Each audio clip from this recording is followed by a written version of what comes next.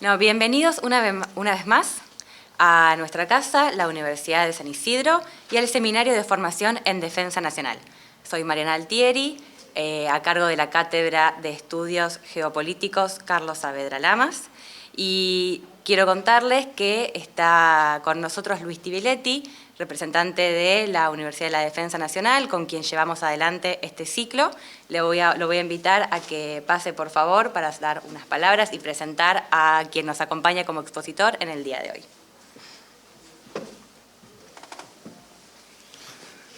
Bueno, muchas gracias a la Universidad de San Isidro, ya en este tercer y último evento del ciclo de formación en defensa nacional que hemos organizado a través de un programa de extensión de la Facultad de la Defensa Nacional de la Universidad de la Defensa, y quiero agradecer no solo la hospitalidad de la casa y a la Cátedra Saavedra Lamas de la profesora Altieri por la cooperación en la organización de este trabajo, y muy particularmente al rector Enrique del Percio, que está acá presente acompañándonos.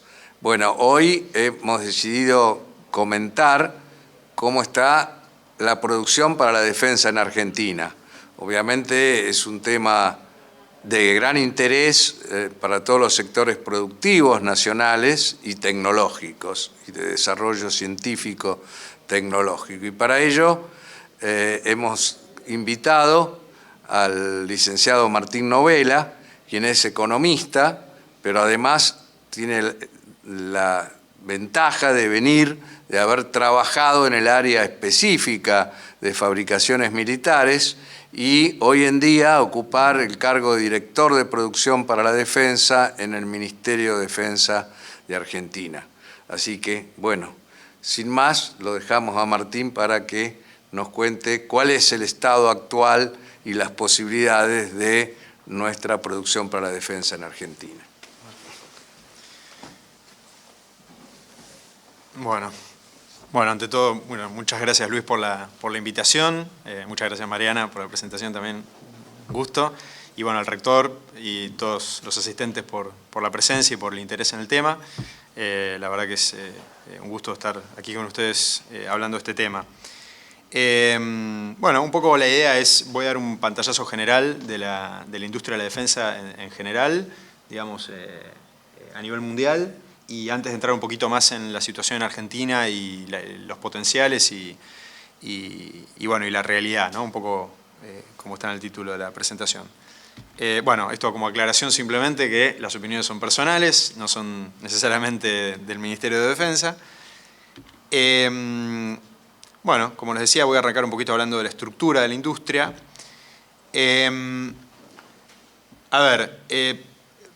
Primero, para empezar, para conocimiento general, digamos, por ahí no todo el mundo está muy familiarizado con esto, en general la industria de la defensa se suele estructurar un poco pensándolo como una cadena de valor, así como una especie de pirámide, donde, digamos, en general en la punta, digamos, los proveedores finales, los contratistas, los llamados a veces contratistas principales, son grandes empresas, conglomerados, digamos, que se dedican a la integración de los sistemas finales, y más abajo están los proveedores de subsistemas críticos, que, bueno, pueden ser en el caso de una plataforma importante, como puede ser un avión de combate, una embarcación, todos los sistemas de comando, control de comunicaciones, armamento, sensores, equipos de guerra electrónica, etcétera, etcétera. Después también, por supuesto, están los segmentos de armamento ligero, todo lo que es munición de misiles, munición de presión guiada, etcétera, equipamiento de uso individual. Un poco el objetivo de este cuadro básicamente simplemente es presentar la idea de que cada uno de estos segmentos de alguna manera representa un mercado distinto y las empresas suelen especializarse en mayor o menor medida en torno a estos segmentos, ¿no? Con algunas que están muy diversificadas, como conglomerados grandes que participan de todo, y otras que directamente están especializadas, en particular en los segmentos de subsistemas. Después, más aguas arriba, están las partes de componentes que muchas veces son insumos ya más de carácter dual, materiales y cosas así. Bueno, esto como ejemplo de lo que acabo de decir, digamos, tenemos por ejemplo un casa de combate, todos los subsistemas críticos, digamos, comunicaciones, guiado inercial, control el sistema de control de fuego, los simuladores, propulsión, armamento, etcétera, etcétera. Y en este tipo de proyectos, digamos, participan muchas veces cientos de empresas armadas en torno a grandes, digamos, a conglomerados que a veces se arman específicamente para esto y que muchas veces son multinacionales, ¿no? Digo, donde participan muchos países. Esto, digamos, como para representar un poco lo que vienen a ser los casos más complejos, ¿no? Lo de mayor envergadura, ¿no? Obviamente después hay toda clase de proyectos más sencillos o con menor cantidad de actores. Ahora bien, esto digo, simplemente como para caracterizar un poco hacia el sector, en términos de cuáles son los factores estructurales, o sea, desde el punto de vista económico, cuáles son las características un poco que definen el sector. El más importante, así, en términos de lo que suele, digamos, destacar la bibliografía, tiene que ver con las barreras a la entrada, ¿no? Es un sector con altas barreras a la entrada, fundamentalmente por 4 dimensiones. La primera tiene que ver con que son productos altamente diferenciados, o sea, estamos hablando de empresas que, digamos, que muchas veces el sistema, digamos, es muy particular, específico de la empresa que lo fabrica, o empresa barra Estado, ¿no? Digamos, a veces hay modelos un poco nacionales de esto, pero digamos, tiene rasgos característicos en términos del desempeño del sistema, del concepto logístico detrás, etcétera, etcétera. La calidad, obviamente. Todos estos factores hacen que, desde el punto de vista del cliente, o sea, de los estados cliente, se genera de alguna manera una preferencia basada en características de calidad, digamos, de prestaciones, no necesariamente de precio. Entonces, la competencia es dentro de determinado rango por calidad antes de convertirse, obviamente, dentro de determinado rango de precio, y a partir de determinado rango de precio, obviamente hay competencia. Esto es lo que a veces en economía se suele llamar digamos, oligopolios, cuando son pocos actores de Bertrand, digamos, porque son de competencia por precio, con bienes diferenciados. Entonces, digamos, también esto va a generar que muchas veces los países tengan preferencias en base a, por ahí, el tipo de sistema logístico que ya tienen, van a preferir determinado tipo de sistema de determinado origen en base a lo que ya tienen, porque el sostenimiento logístico ya está construido de determinada manera. Entonces, todas estas son características que pueden generar preferencias, de vuelta, siempre dentro de determinado rango. Y después está la característica de prueba en combate, o sea, no es lo mismo comprar un sistema que fue probado en combate de otro que no, digamos, que tiene miles o cientos de miles de unidades producidas, de que algo de un país que recién está empezando a producirlo. Entonces, todas estas son variables que, de vuelta, constituyen barreras a la entrada para un nuevo entrante, ¿no? Para alguien que quiera aparecer con un nuevo producto. Todas estas cuestiones, obviamente, van a ser relevantes al final de la charla cuando hable de la cuestión argentina, porque, evidentemente, influyen. El segundo rasgo crítico, así determinante en prácticamente cualquier proyecto que uno analiza en defensa tiene que ver con las llamadas economías de escala, que a veces también engloban lo que se llama economías de alcance y aprendizaje, que básicamente, voy a tratar de ser lo menos técnico posible, pero básicamente tiene que ver con la reducción de costos asociada al incremento en la cantidad o en la variedad de productos. O sea, cuanto yo más hago de digamos, de determinado producto, el costo va a ser menor, ¿no? Eso, digamos, como intuición. O mismo cuando repito un proceso y aprendo a hacerlo, me va a costar menos hacer una nueva unidad. Porque esto es una barrera a la entrada, porque si mi punto de partida, mi demanda es una demanda pequeña, un mercado relativamente pequeño, va a implicar que me va a costar mucho absorber esos costos de desarrollo, digamos, por ejemplo, si los costos... la inversión inicial, digamos, es muy alta, la investigación y desarrollo, etcétera, es muy alta. Si mi mercado es muy pequeño, va a implicar que me va a costar mucho absorber en ese mercado ese costo. O sea, no voy a poder prorratearlo en muchas unidades, y lo cual va a hacer que cada producto unitario sea muy costoso. Esto en realidad es una de las barreras al desarrollo en general, digamos, en la bibliografía del desarrollo no es ninguna particular exclusiva de la defensa, pero en la defensa es particularmente grave en todos los países, digamos, es un problema que tienen los países centrales también, porque, a ver, por poner un ejemplo concreto, en la producción, digamos, automotriz, por decir, digamos, un sector común, digamos, una industria madura, cualquier proyecto productivo se concibe en base a millones de unidades. ningún proyecto de sistemas terrestres, digamos, de vehículos de combate puede superar ¿cuánto? Algunas miles, en el mejor de los casos. Entonces, digamos, a lo cual se suma todo el costo elevado de desarrollo por las particularidades de las características que tiene un sistema, un vehículo de combate, digamos, la resistencia, los materiales, etcétera, etcétera. Bueno, digamos, va a ser muy difícil, digamos, eso hace que sean sistemas muy caros, ¿no? Y condiciona la factibilidad de los proyectos. Bueno, el cuarto factor relevante tiene que ver con la incertidumbre de demanda. Es un sector que en todo el mundo, de vuelta, esto no es solo una particularidad de la Argentina, si bien en la Argentina puede ser más grave, pero la demanda está atada a presupuestos estatales. Los presupuestos estatales tienen su variabilidad, son políticos, lo cual genera que los contratos tengan un grado de incertidumbre. Cuando las empresas que se embarcan en desarrollos de este tipo tienen que invertir, digamos, más allá de que el I+D, esto es una aclaración importante, el I+D en este sector, en su gran mayoría lo financia el Estado, no lo financian las empresas, excepto algunos casos puntuales, y si bien hoy en día, digamos, el Estado no importancia eso, en términos generales, el grueso del I+D es estatal, pero aún así, una empresa que se embarca en un proyecto de estas características tiene que asignar recursos, tiene que volcar recursos propios de la empresa, tiene que generar capacidades para un proyecto así, y si después el Estado no termina comprando o termina comprando menos de lo que dijo que iba a comprar, cosa que ocurre todo el tiempo,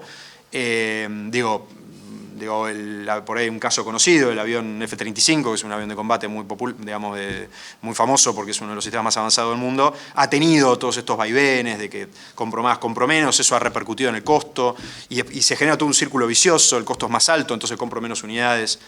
Y toda esta incertidumbre hace que también es una barrera a la entrada para empresas, que por ahí son empresas grandes, incluso grandes multinacionales de tecnología, etcétera, pero que no se meten en defensa porque es un entorno, en ese sentido, complejo.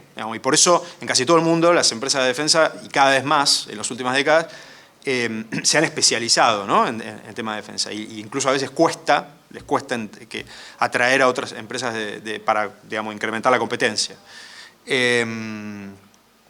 Y el cuarto factor tiene que ver con todo lo que es la complejidad regulatoria de venderle al Estado, y en particular en adquisiciones de defensa, que no son licitaciones públicas así convencionales, sino que implica de vuelta conocer toda la regulación, conocer los requerimientos del cliente, las particularidades de las Fuerzas Armadas como cliente, digamos, conocer todo el ecosistema de actores, que no solamente son las Fuerzas Armadas, sino que es el mundo de la política. Todo esto de vuelta, no estoy hablando exclusivamente de la Argentina, ¿no?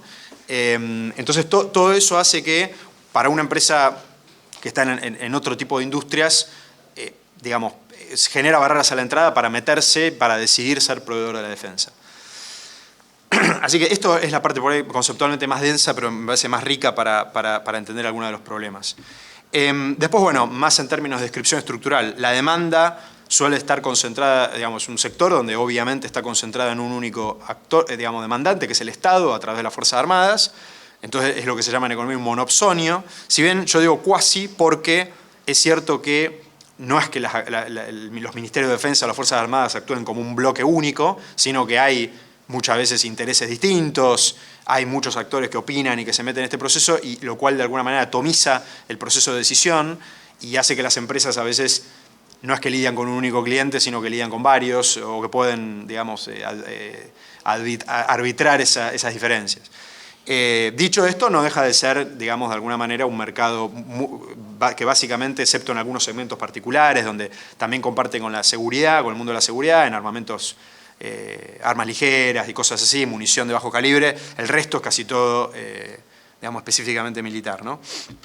Y de vuelta, del lado de la oferta, un poco como consecuencia de todas estas barreras a la entrada y esta concentración de mercado, tenemos una oferta fuertemente concentrada en pocos actores, especialmente a nivel de segmento de producto. O sea, volviendo al principio, cuando yo les mostraba cada una de las categorías, a nivel de cada una de esas categorías, uno a veces ve, bueno, hay tantas empresas de defensa, pero en realidad cuando uno ve por producto, por ahí hay dos que ofrecen un sistema, o uno, ¿no? Entonces está altamente concentrado, y también entendiendo que la decisión de tener competencia es una decisión política y es una decisión que implica un costo presupuestario. O sea, si yo quiero tener más competidores, tengo que pagarlos. ese desarrollo, porque el cliente es del Estado, entonces la plata sale de ahí. No es que simplemente acá digo, bueno, aparece competencia porque, bueno, digo, voy a tener que tomar la decisión de financiar, como el I+D es estatal. No puedo simplemente hacer una licitación y que el I+D lo hagan los privados y después elijo la mejor oferta. Voy a tener que financiar los desarrollos de cada uno y después, en una segunda instancia, elegir el mejor, ¿no? ¿Dónde sí hay más oferentes posibles? A nivel internacional, y donde ahí también la demanda está más, ciertamente está más atomizada. Pero en realidad, aún así, en algunos sistemas, la oferta no son tantos países, ¿no? Los que exportan defensa y los que exportan, digamos, productos de cierta complejidad. O sea, también tiene su grado de concentración, pero ciertamente uno va a tener una oferta más competitiva afuera que, digamos, si uno va al mundo, que si solamente se queda con la oferta nacional.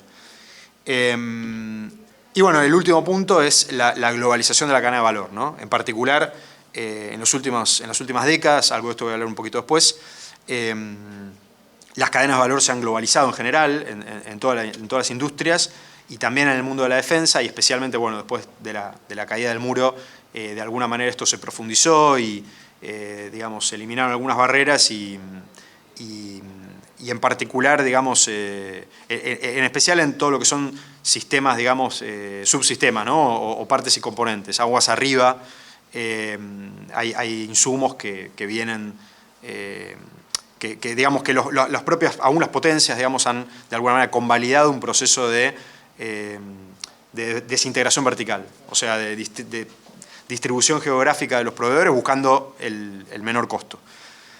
Bueno, acá digo algunas tendencias generales de los últimos 30 años, ¿no? La concentración aumentó, o sea, después de la Guerra Fría los presupuestos de defensa caen en todo el mundo, lo cual lleva a un proceso de concentración. En parte de la mano de esto hay una creciente asociatividad en las empresas, o sea, las empresas se especializan y entonces cuando aparece un proyecto grande terminan asociándose para aportar cada uno el área de especialización que tiene a esos proyectos comunes. Se forman cuasi, no quiero decir la palabra cártel, pero de alguna manera son como esquemas así, ¿no? De joint venture, digamos, donde hay algún tipo de decisión conjunta sobre qué ofertar. La creciente globalización, que algo de eso ya mencioné, pero de los mercados de la demanda, o sea, ya al haber menor dependencia de los presupuestos nacionales, las empresas se vuelcan a la exportación como una necesidad para sostener la estructura productiva. O sea, ya no alcanza con los mercados nacionales y es necesario salir a exportar para sostener ciertas capacidades.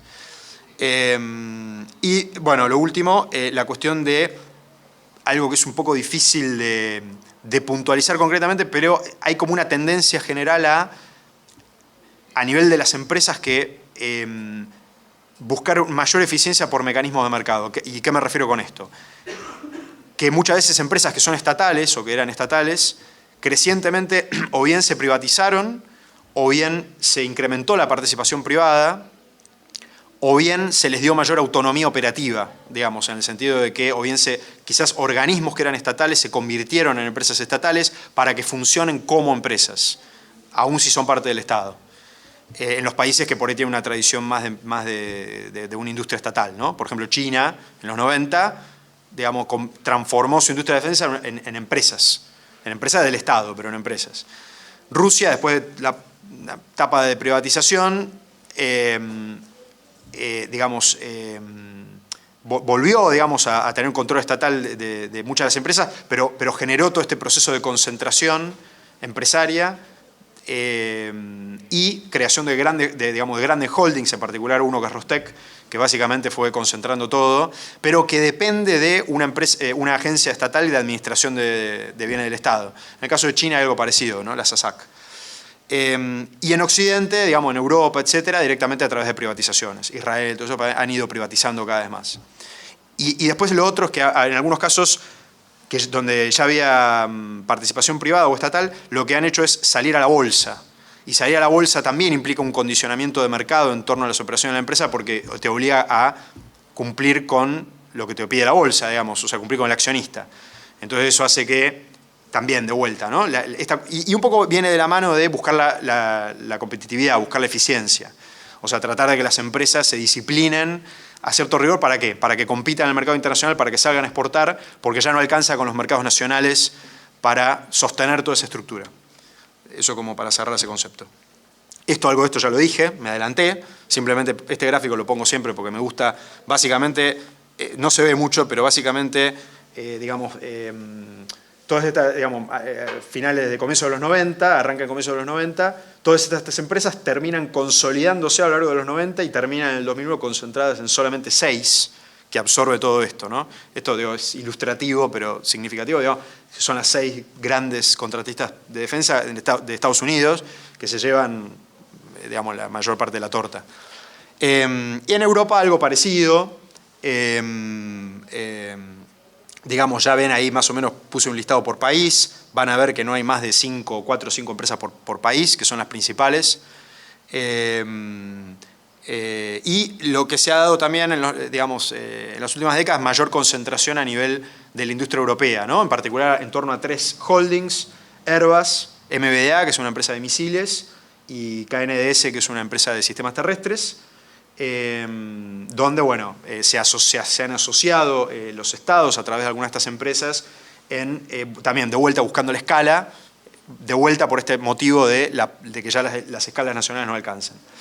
Y el otro punto importante es que la interrelación entre la industria europea y la americana, ¿no? Están muy entrelazadas, con distintos modelos, en algunos casos de mayor dependencia o mayor interdependencia. En el caso británico hay mucha interdependencia, en el caso sueco hay mayor dependencia tecnológica, no tanto como mercado, porque el mercado sueco es fundamentalmente Suecia, pero... y en el caso de Francia han propendido a tener mayor autonomía relativa, pero aún así, Estados Unidos es un mercado, tal es, estar en Estados Unidos.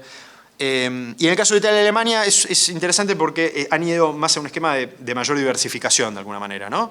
Entre el mercado americano y el mercado europeo. Pero bueno, en todos los casos, sí se nota una fuerte, obviamente como resultado de la Segunda Guerra, ¿no? De la Segunda Guerra en adelante, las industrias estas se fueron interrelacionando más. Si bien, no está de más decirlo, y no voy a hablar mucho de historia, no me interesaba particularmente hablar de historia, pero es cierto que la industria de defensa, en tanto industria, o sea, desde mediados del siglo XIX, cuando se empieza a convertir en una industria propiamente, siempre estuvo muy interrelacionada, o sea, a nivel occidente. O sea, siempre hubo mucha transferencia de tecnología entre las potencias, Estados Unidos, Gran Bretaña, Alemania, Francia, y ese proceso maduró a la par, donde siempre hubo compra de tecnologías, producción bajo licencia, ya desde el comienzo, ¿no?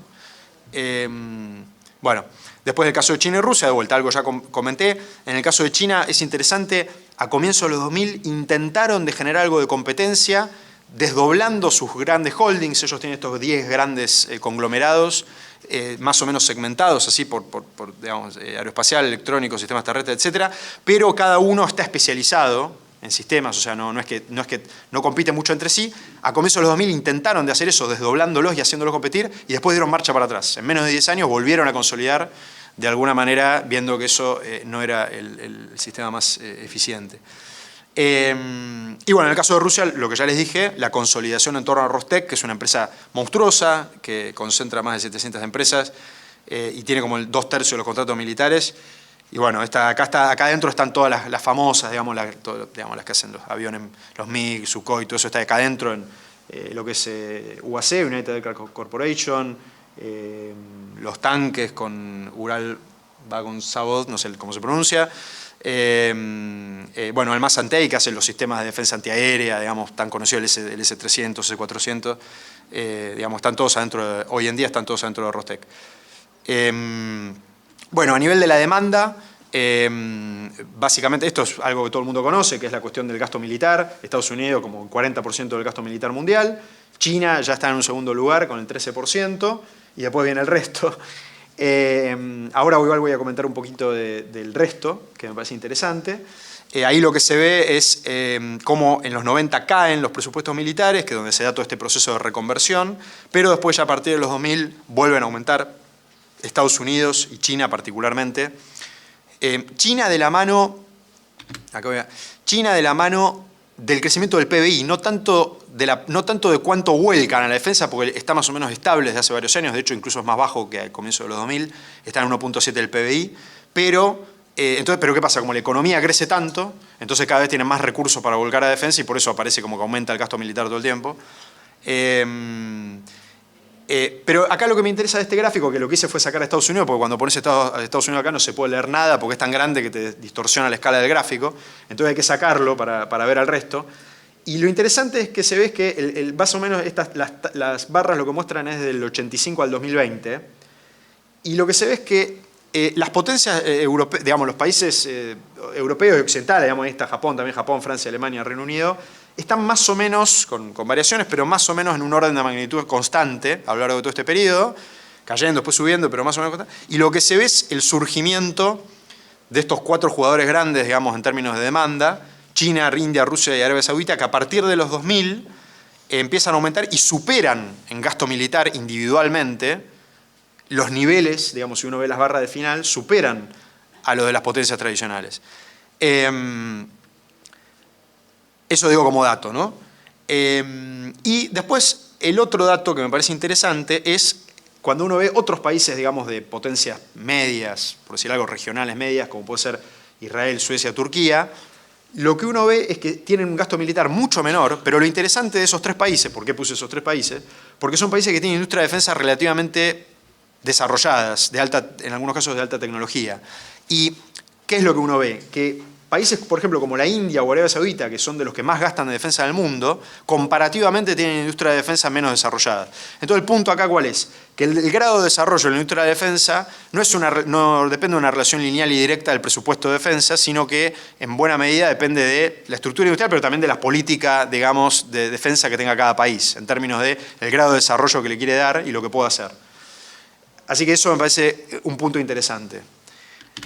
Bueno, después no voy a entrar mucho en detalles del tema del presupuesto. Acá el tema presupuestario hay que condicionarlo por el poder adquisitivo de cada país, pero bueno, eso es un tema metodológico. Un comentario sobre, antes de entrar en Argentina, sobre el comercio internacional. Como les decía, la oferta, digamos, la oferta internacional está bastante concentrada a nivel de país, en el sentido de que, bueno, Estados Unidos es el gran oferente. Estos son promedios 2000-2019, como para tomar una serie más o menos larga, pero en los últimos años, los últimos 5 años más o menos, estas proporciones se respetan. Estados Unidos en un primer lugar así sostenido y Rusia en el segundo lugar, ¿no? Concentrando aproximadamente casi el 60% de las exportaciones. Obviamente, ¿qué va a pasar con esto ahora después de lo que está pasando? Es una gran incógnita. Evidentemente, el lugar de Rusia, que ya venía perdiendo lugar, probablemente pierda más lugar. Y después, bueno, vienen los países más tradicionales, digamos, en términos de industria de defensa, Francia, Alemania, Reino Unido, China creciendo su lugar en el ranking de exportador de defensa cada vez más.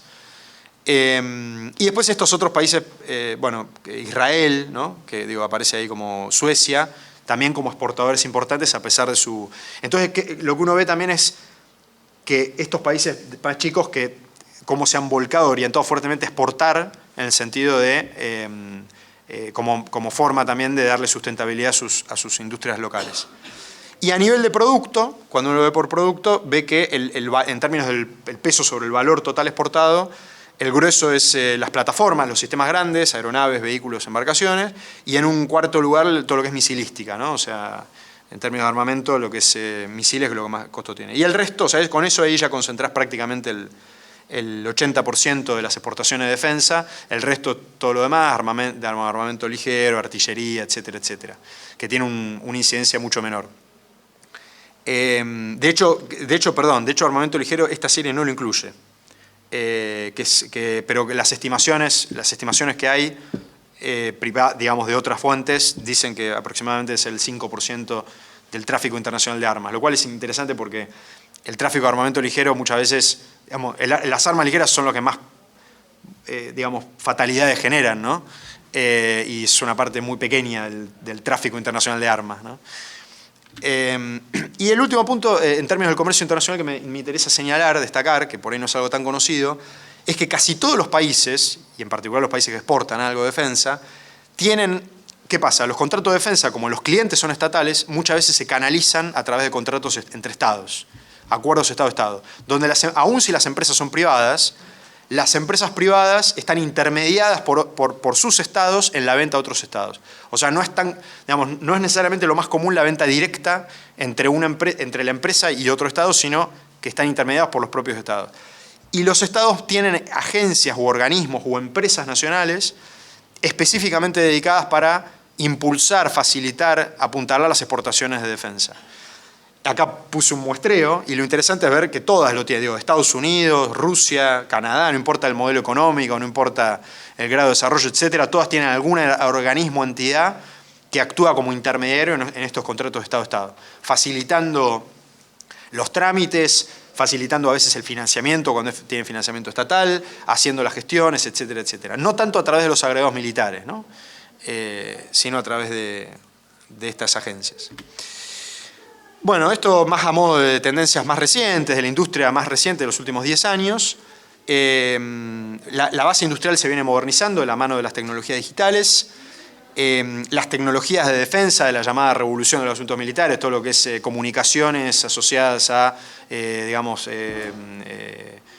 fuego indirecto, digamos, de larga distancia y todo el complejo ese de sensores y armamento se ha ido difundiendo cada vez más porque las tecnologías se van volviendo más sencillas, más comerciales, entonces potencias medias empiezan a poder acceder a esto. China como un actor disruptivo en el comercio internacional, ofreciendo tecnología sofisticada que otros países no ofrecen a costos muy competitivos, desplazando en primer lugar a Rusia más que nada porque digamos, compite por precio muy agresivamente y se autonomizó de muchas tecnologías que antes le compraba a Rusia. Y los últimos 2 puntos, en Occidente cada vez más se empieza a problematizar la cuestión de la dependencia externa de algunos insumos críticos. En Estados Unidos el Pentágono sacó en los últimos 4 años 3 informes distintos señalando la vulnerabilidad de su base industrial, los frágiles de algunos segmentos donde tienen un único proveedor que digamos, por fuera de Estados Unidos para cosas como, por ejemplo, fabricación de misiles, por decir algo, dependen de un único proveedor externo que hay algún problema y se quedan sin poder producir misiles, por decir algo. Bueno, lo de microchips también es conocido y todo eso. Entonces esto empieza a ser problematizado, empiezan a poner el foco en esto y a digamos, desarrollar políticas para un poco compensarlo, ¿no? Después, bueno, el COVID de alguna manera agravó todo esto porque generó una interrupción concreta, así que las alarmas, digamos, se prendieron.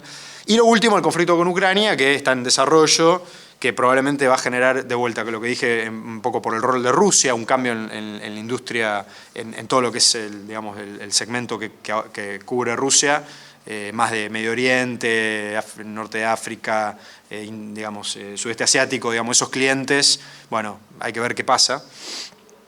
Y lo último, que está habiendo un incremento de la demanda, porque Estados Unidos y Europa están aumentando los presupuestos, ¿no? Alemania anunció $100.000 millones de aumento del presupuesto en defensa, todo eso hace que el mercado está en expansión, las acciones de las empresas están volando, están todos, posicionándose para ver de agarrar ese, de capturar ese mercado.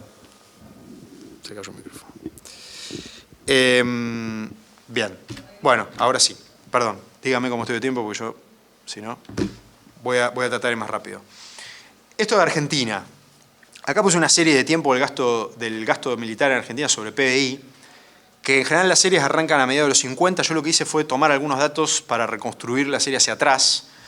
Y es interesante que se ve que el pico histórico, obviamente todo esto, tengamos en cuenta que los datos de PBI de Argentina no son muy buenos en el pasado, y menos por composición de gasto público, pero tomando algunos datos que hay, algún trabajo que tiene Porto del año pasado, creo, se ve que el pico histórico fue más o menos los gobiernos del final de la Concertación, la última parte de la década del 30, y los gobiernos de Perón, los primeros 2.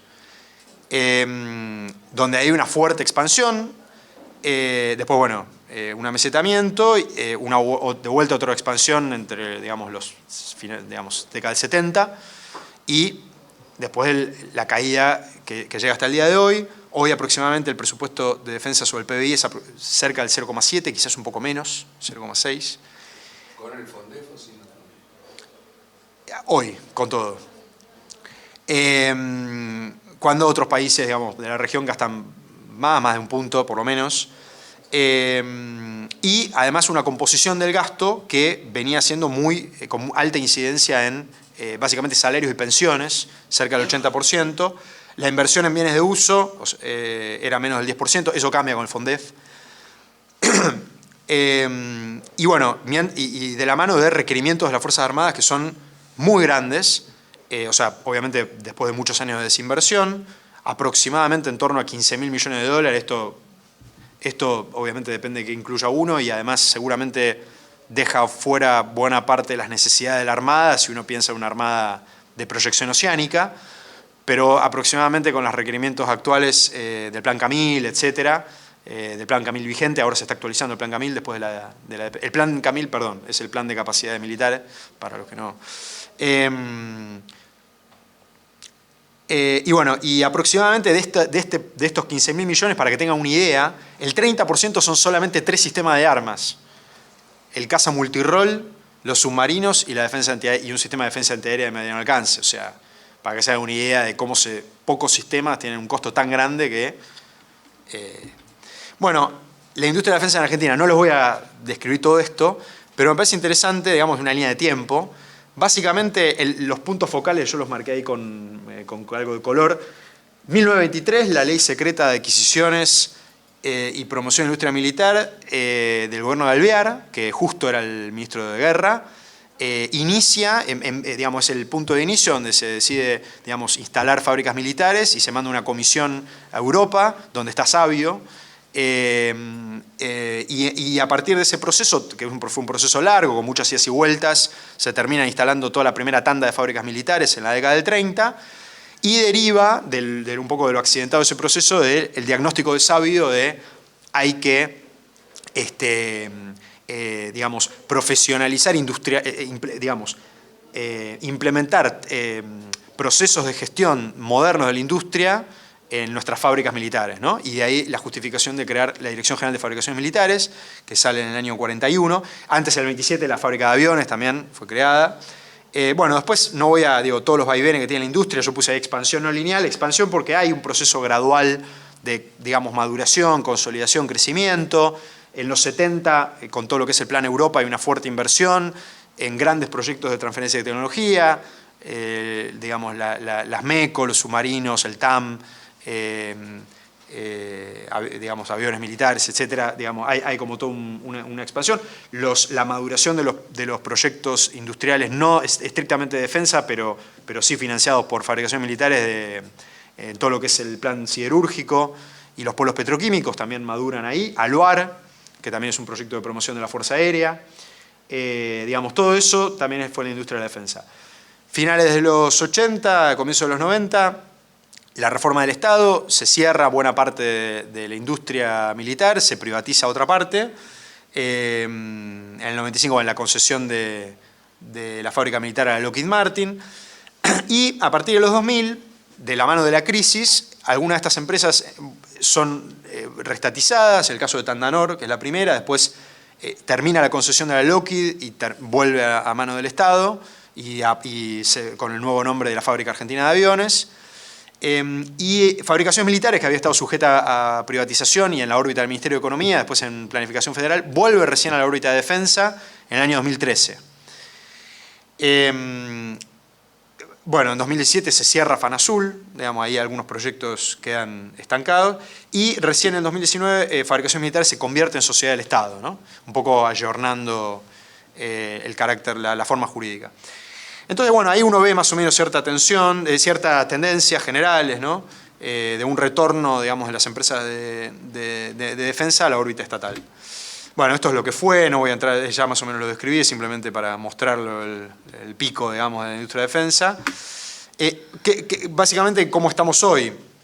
Hoy tenemos 4 empresas en la órbita del Ministerio: FADEA, la fábrica de aviones, Fabricaciones Militares Tandanor, y Coviera, que es una empresa de construcción.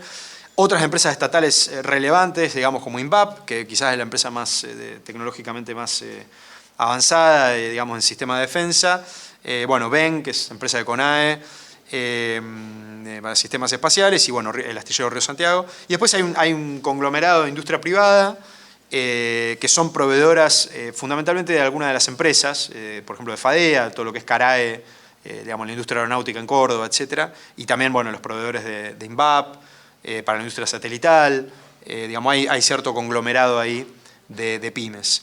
Y después está, bueno, todo el componente científico-tecnológico, que son las propias capacidades de investigación y desarrollo de las Fuerzas Armadas, y los institutos y la UNDEF, y los institutos de ciencia del Ministerio, ¿no? Servicio Geográfico, Meteorológico, Geográfico y el CITEDEF. ¿Qué pasa con el FONDEF? Vamos un poquito al impacto del FONDEF. El FONDEF lo que establece es un porcentaje de la recaudación que tiene que ir, de los ingresos corrientes del sector público nacional, que tiene que ir al reequipamiento de las Fuerzas Armadas. Estas proyecciones son proyecciones obviamente basadas en proyecciones del PBI, etcétera, etcétera. Hoy en día, dado que como el FONDEF establece un porcentaje sobre lo que está en el presupuesto, no sobre la recaudación efectiva, sino sobre la recaudación presupuestada o proyectada por el presupuesto, como no tenemos ley de presupuesto, el presupuesto fue reconducido, es un poco una incógnita cuál va a ser la aplicación final, hay que ver qué termina definiendo economía, pero está más o menos, lo que figura por la ley está más o menos en este orden de magnitud. Fueron 34.000 millones de pesos el año pasado, deberían ser en el orden de los 70.000 millones este año. Y hoy en día solamente va a implicar que el gasto en bienes de uso se incremente de ser del 13% al 20% del presupuesto del Ministerio, y hoy en día se asigna solamente a bienes de uso, no a bienes insumos ni a servicios.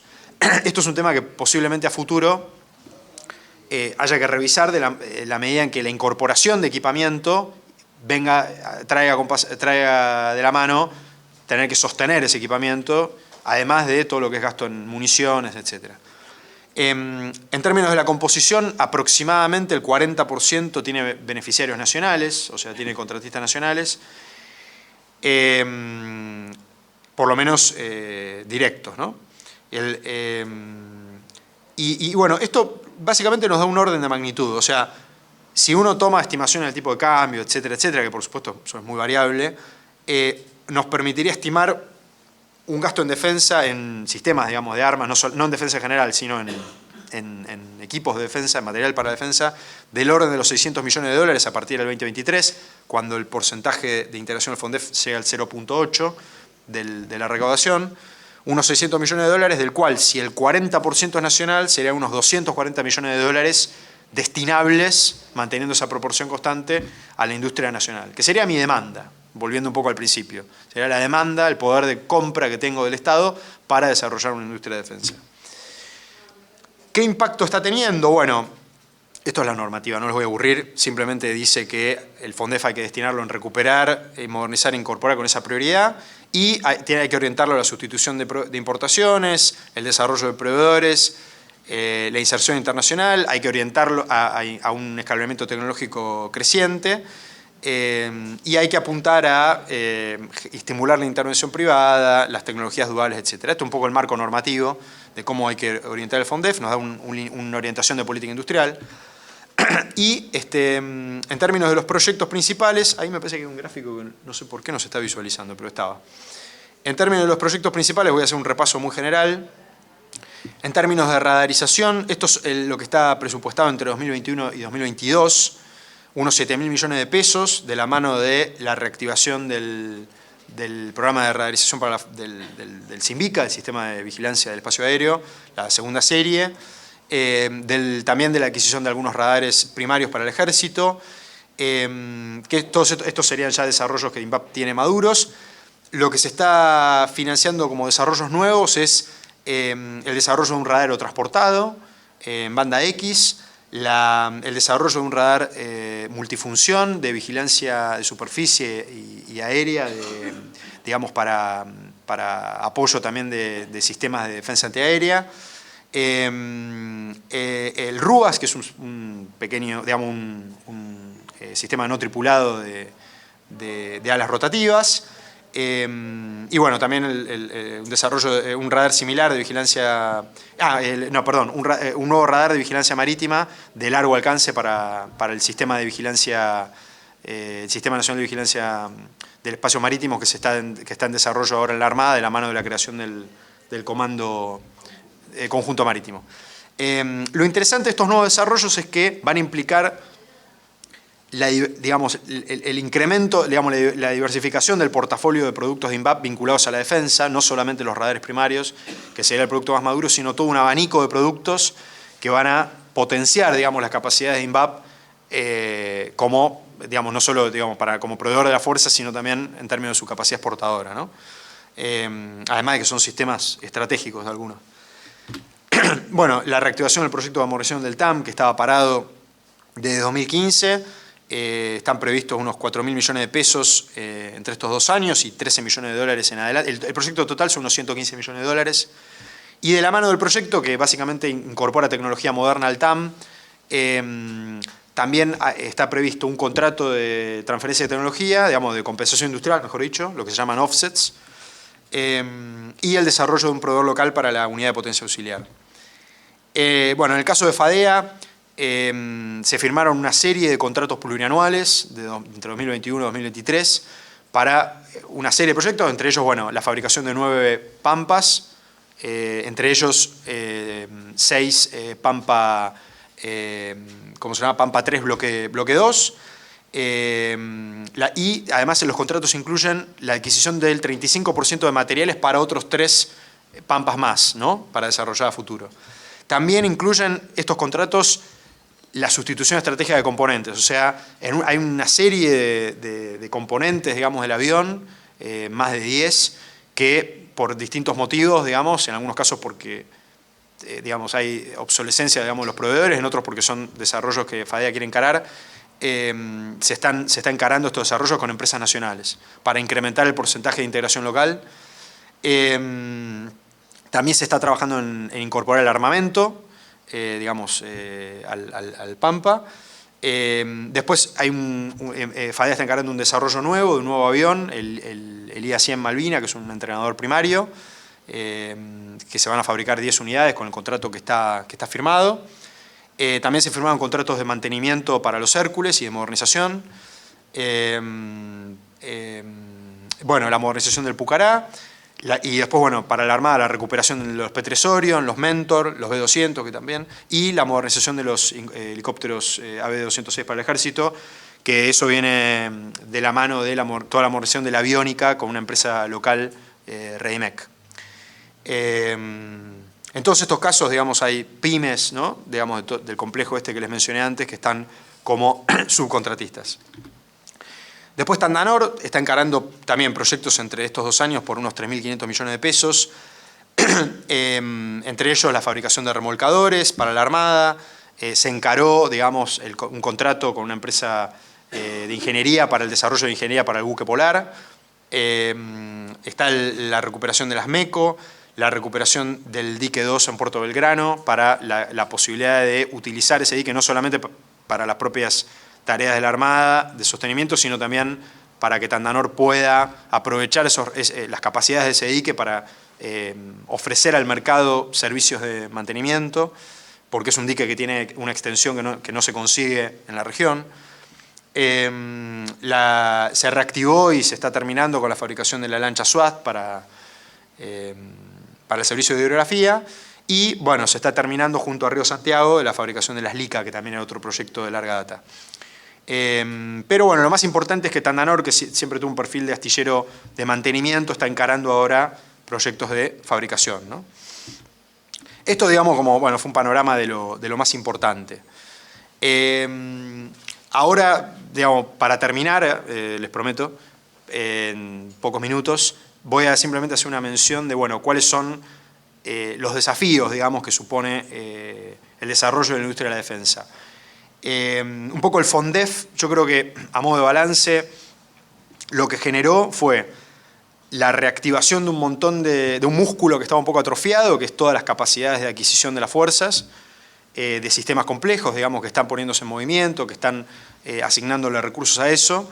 le generó un horizonte de previsibilidad presupuestaria que está permitiendo la firma de contratos plurianuales, la posibilidad de encarar algunos proyectos de I+D que tienen varios años de maduración, pero genera nuevos desafíos en términos de ahora, digamos, llevar a la altura la parte productiva, que de alguna manera durante todo este tiempo, si bien había habido una recuperación de capacidades de las empresas a la órbita del Estado, la falta de presupuesto implicaba un condicionamiento para los proyectos que se podían encarar en las empresas del Estado y en el resto de las empresas privadas también.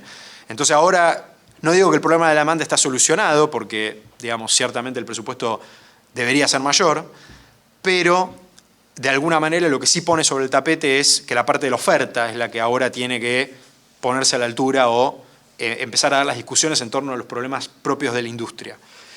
Y en términos de un poco análisis de esa situación, creo que los factores principales son estos, ¿no? Por un lado, la desarticulación de la base industrial local, de la mano de todo lo que mencioné antes, de cómo se cerró y se desarticuló todo ese complejo empresario. Además, las empresas privadas, prácticamente no hay empresas especializadas en defensa. Todas las empresas que tienen como proveedores del Ministerio, de mínima, son empresas duales, ¿no? O sea, hay muy pocas que dependan 100% del presupuesto del Ministerio. Por eso genera que todo el peso de los proyectos dependa de las empresas del Ministerio, lo cual es un problema, porque implica que las empresas del Ministerio tengan que hacer, digamos, si uno quisiera desarrollar nuevos productos, tengan que hacer de todo. Y las empresas del Ministerio no pueden hacer de todo. Entonces, digamos, hay que desarrollar la industria privada. La baja o nula integración de la base industrial local con cadenas de valor globales, también ese es otro tema. Eso también genera que toda la demanda recaiga en el Ministerio, no tener demanda de exportación. Además de que es un problema tecnológico, porque es necesario vincularse con la industria mundial para mantener cierto nivel de modernización tecnológica, ¿no? En cuarto lugar, la dispersión de esfuerzos, digamos, a nivel de la jurisdicción, en proyectos que a veces tienen una base común, pero están dispersos en muchos proyectos que van en paralelo y son sobre lo mismo, lo cual redunda en que, digamos, se desaprovechen capacidades o no se consoliden en un único contratista. Y después otro tema, que es un tema un poco típico también de la industria de la defensa, asociada a la tecnología, que es lo que se llama a veces el valle de la muerte, que es que se llega rápidamente, en algunos casos se llega a la etapa de prototipado, porque por ahí es relativamente, digamos, fácil o accesible presupuestariamente financiar el desarrollo de prototipos, pero después conceptualmente no está, digamos, el tramo que garantiza que eso pase a la etapa de producción industrial. O porque estuvieron mal seleccionados los proyectos, porque no da la escala para que vayan a producción industrial, o porque lo estuvieron pero después no está ese financiamiento, o sea, no está conectada las dos etapas, ¿no? Entonces, muchas veces los proyectos quedan ahí, ¿no? En etapa de prototipado continuo. Entonces, bueno, un poco el desafío es pensar políticas, digamos, para atacar estos problemas y empezar a usar el FONDEF para desarrollar la industria local. Y acá es donde, bueno, voy a un poco orientar o delinear algunas estrategias posibles, ¿no? O lo que serían los ejes de una política industrial. En primer lugar, el primer eje sería apuntar a diversificar la oferta de productos orientados a la defensa, buscando la generación de nuevas capacidades. Para eso podemos pensar en, primero, un poco el propio FONDEF, ¿no? Fortalecer el FONDEF y adecuarlo. ¿En qué sentido?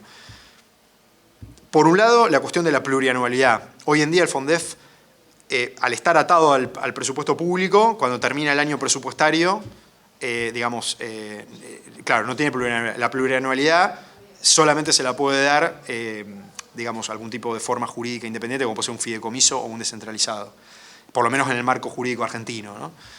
Y después la cuestión de garantizar el poder adquisitivo en moneda dura y establecer incluso quizás objetivos, como establecía la Ley de Reforma de las Fuerzas Armadas del 98, que establecía una meta del PBI para el presupuesto de defensa, creo que era 1.5 o algo así, pero independientemente de eso uno podría pensar directamente en metas cuantitativas, es decir, la industria de la defensa debería tener por lo menos, no sé, 1.500 millones de dólares todos los años en dólares garantizados, ¿no? Digamos, lo cual sería coherente con lo que suele ser en otros países, digamos, decir, bueno, este va a ser el presupuesto de defensa, porque, de vuelta, estamos hablando de una industria que al ser proyectos de tecnología plurianuales todos, ningún proyecto empieza y termina en un mismo año, a diferencia de lo que es el resto del Estado, que yo puedo parar una obra pública y volver a empezarla más o menos igual, digamos, si paro un puente y lo vuelvo a empezar, lo puedo terminar y va a ser el mismo puente. El problema de la industria de la defensa es que si yo lo paro un proyecto 1 año, 2 años, ese proyecto ya no puede renacer como era. Ya es otra cosa, ya tengo que volver a... ya perdí los recursos humanos, ya perdí, la tecnología ya maduró. Entonces, los proyectos de defensa necesitan que haya continuidad presupuestaria garantizada. No pueden manejarse con la volatilidad de los presupuestos, ¿no?, públicos. En segundo lugar, la cuestión del sistema de adquisición de medios. Hoy en día la Argentina no tiene un sistema de obtención de medios orientado al desarrollo local. Es un sistema, lo que se llama el SIGID, es un sistema orientado a la adquisición, no en términos generales, no necesariamente al desarrollo. Esto implica que generar un sistema de estas características implica, entre otras cosas, atacar el problema del Valle de la Muerte, o sea, digamos, condicionar la aprobación de los proyectos de investigación y desarrollo a su factibilidad industrial e incluso al negocio, digamos, pensando en productos que tengan un negocio más allá del ministerio. Un poco lo que decíamos al principio, garantizar que la demanda local permita después que los proyectos sean económicamente factibles para las empresas, digamos, que después una empresa esté interesada en encarar un desarrollo así. Otro elemento es la cuestión de la adquisición, lo que se llama adquisición adaptativa, básicamente adaptar el esquema, la estrategia de adquisición al tipo de sistema que se trate. No es lo mismo desarrollar software local que desarrollar un avión, que desarrollar, no sé, un radar, entonces, digamos, o un sistema electrónico. Entonces, la estrategia, se puede pensar un sistema de adquisición adaptado al tipo de desarrollo, ¿no? Y el último punto puede ser la cuestión de también un poco abandonar un poco esta lógica de gestión por proyecto y pensar más en gestión por portafolio o por programas, que en realidad están en los papeles, pero digamos, la idea de administrar por portafolio de proyectos que tenga una base tecnológica común. Que eso le da mayor flexibilidad a los que gestionan proyectos para asignar recursos de acuerdo a la velocidad. ¿Por qué? Porque tecnológicamente a veces los proyectos maduran en velocidades distintas. Entonces a veces cuando un proyecto yo necesito reasignar recursos y todo el esquema presupuestario restrictivo no me lo permite. Entonces, si yo pudiera asignar recursos por portafolio, eso me da otro tipo de flexibilidad para proyectos de tecnología. Un segundo eje es la cuestión de bajar las barreras a la entrada para fomentar el desarrollo de empresas privadas de contenido tecnológico. Ahí está, bueno, la idea de un programa de desarrollo de proveedores que implica dar a conocer los planes de adquisición, que la industria los conozca, lo que se puede conocer, generar capacitaciones para ser proveedor del Estado, generar instancias de vinculación entre las Fuerzas Armadas y las empresas nacionales, que muchas veces es una incógnita para las empresas ser proveedor de las fuerzas, no se entiende cuáles son los requerimientos, etcétera, etcétera. Todo ese know-how que tienen las empresas de defensa, especializadas en defensa, el resto de las empresas no lo tienen. Generar un registro de proveedores de la defensa, como tienen otros países, como tiene España, por ejemplo. Institucionalizar la vinculación con el sector empresario, como también tienen otros países, como tiene Estados Unidos, por ejemplo. La idea de que la voz del sector empresario tenga, digamos, un espacio institucional en el ministerio para participar de la priorización de los proyectos de desarrollo, para, digamos, generar un vínculo ahí, que no sea, digamos, solamente una decisión tan unilateral de parte del ministerio. Y en cuarto lugar, la cuestión de orientar y coordinar otra fuente de financiamiento público que a veces van en paralelo y terminan financiando a proveedores del ministerio de forma descoordinada o en proyectos que no son prioritarios, ¿no? El tercer punto es fortalecer las empresas del ministerio, específicamente las empresas de la jurisdicción. Son empresas estatales, dependen del presupuesto de estatales. Es necesario que sea así porque, digamos, es necesario mantener una reserva de capacidad que probablemente es muy difícil de sostener de otra forma. Eso no significa que no tengan que ser empresas competitivas, que al menos sean sustentables, no quizás en términos, no en términos de rentabilidad económica, pero sí en términos de una sustentabilidad productiva, que tengan sus capacidades instaladas lo más utilizadas posibles y con un resultado económico estable. Y además que tengan un perfil estratégico para la defensa, ¿no? Que se orienten a ser empresas de defensa. En ese sentido, hay muchas cosas que se pueden hacer, implementar procesos de mejora continua y de referenciación en el mercado, digamos. Bueno, apuntalar los procesos transversales, o sea, aprovechar capacidades que tienen por ahí, o necesidades, mejor dicho, que tienen las empresas en conjunto, bueno, generar, digamos, una instancia que puede ser un holding o puede ser de otro tipo, pero para fortalecer, digamos, los elementos comunes, digamos, que tienen las empresas, a dimensión logística, jurídica, de contratos, por ejemplo, contratos complejos que quizás nuestras empresas no están acostumbradas a hacer, exportaciones, que tampoco necesariamente hay mucha expertise en eso, incluso la gestión financiera, etc. Hay varias cosas donde se puede apuntalar de forma conjunta. Fortalecer el vínculo institucional con las fuerzas, la realidad es que está, digamos, en algunos casos bastante cercenado ese vínculo, y la verdad es que si queremos que las empresas estén orientadas a la defensa, hay que fortalecer ese vínculo, digamos, las fuerzas tienen que participar más de lo que pasa en las empresas, en algún punto, o en la definición, por lo menos, de algunos lineamientos.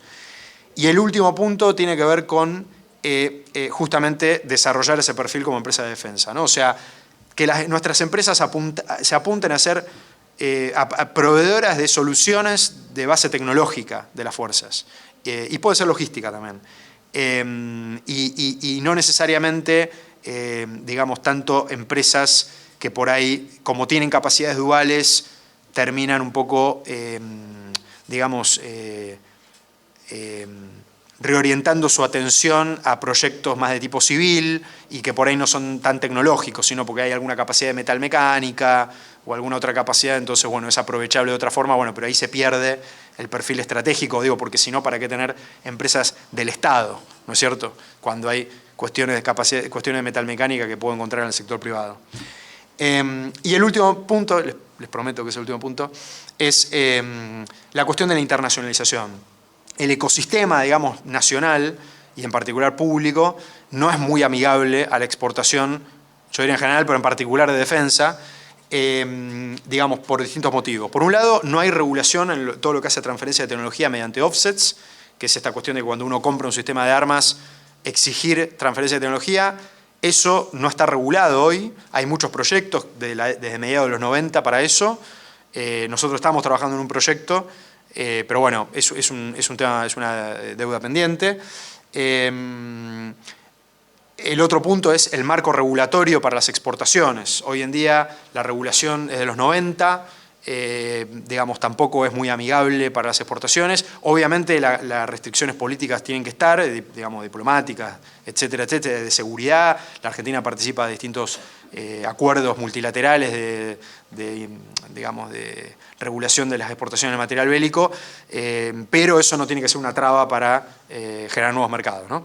Y lo último es, digamos, tener una instancia, una organización, algún tipo de sujeto, que puede ser empresarial o no, pero que facilite las exportaciones. No solamente de las empresas del Ministerio, también incluso de empresas del sector privado. Digamos, la Argentina, por ejemplo, tiene una empresa como Versa, que es en realidad hoy en día la única empresa que fabrica armas, quiero decir armamento ligero, en la Argentina. Y, por ejemplo, para hacer exportaciones a otro estado, ciertamente le serviría tener algún tipo de mecanismo institucional estatal. Si bien Versa exporta, el 80% de lo que produce lo exporta, pero es al sector privado solamente, ¿no? Entonces, digamos, ahí uno pierde oportunidades solamente por no tener los mecanismos institucionales, que básicamente es poca gente, o sea, recursos humanos, no es mucho más que es una organización pequeña. Así que bueno, eso como lineamientos, como propuestas, son estos cuatro objetivos, y bueno, y nada más, me callo.